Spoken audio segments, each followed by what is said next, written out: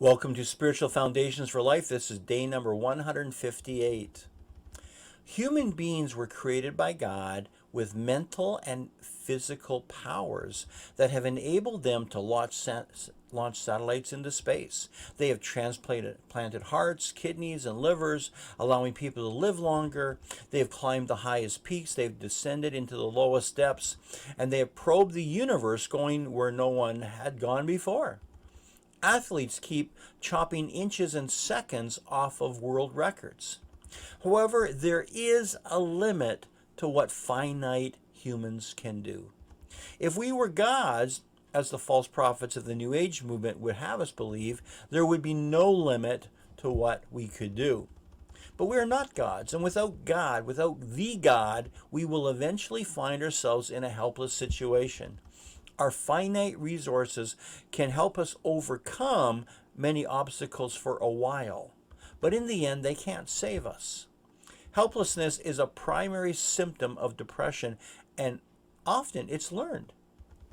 Take fleas, for example. If we put them in a glass jar with a glass plate over the top, after a few attempts to fly out, they'll just remain in the glass jar even after we remove the glass plate.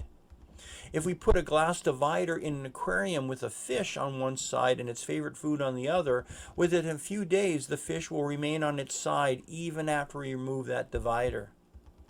Baby elephants that are chained to a stake in the ground will remain staked to the ground even when they're older, and they can easily pull up the stake. See, all this occurs because they've learned to be helpless when they were young. The Israelites suffered from a similar kind of helplessness. They couldn't believe the good news when they heard it. God instructed Moses to tell the Israelites that he would bring them out of the slavery in Egypt and be their God, according to Exodus chapter 6, verses 6 and 7. And when Moses shared this with the Israelites, they didn't listen to him because of their discouragement and the harsh labor they'd been experiencing, according to Exodus chapter 6, verse 9. Years of conditioning had left them with a sense of helplessness.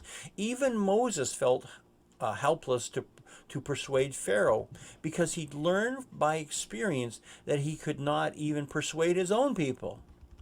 It is not uncommon today to see entire people groups gripped by depression because they feel helpless to change their circumstances.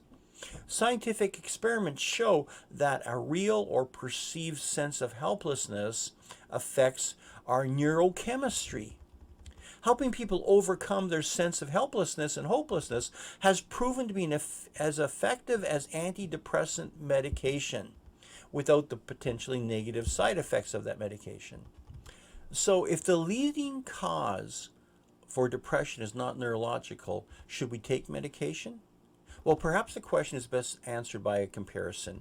See, if we're suffering from acid indigestion, should we take an antacid? Well, yes, but that's not the complete answer.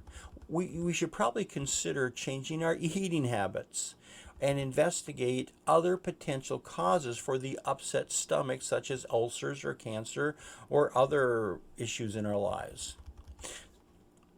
Why has there been a tenfold increase in depression during the last 50 years? It is doubtful that our brain chemistry or our genes have changed radically. The problem lies more with what we believe and how we live. Our hope has been misplaced. Our beliefs have strayed from the truth, and we have failed to learn how we can overcome helplessness by turning to God. Our key point today is that our Lord is our ever-present help in time of need. And our key verse, Matthew chapter 9, verse 36, when he saw the crowds, he had compassion on them because they were harassed and helpless like a sheep without a shepherd. God bless you. See you tomorrow for another episode of Spiritual Foundations for Life.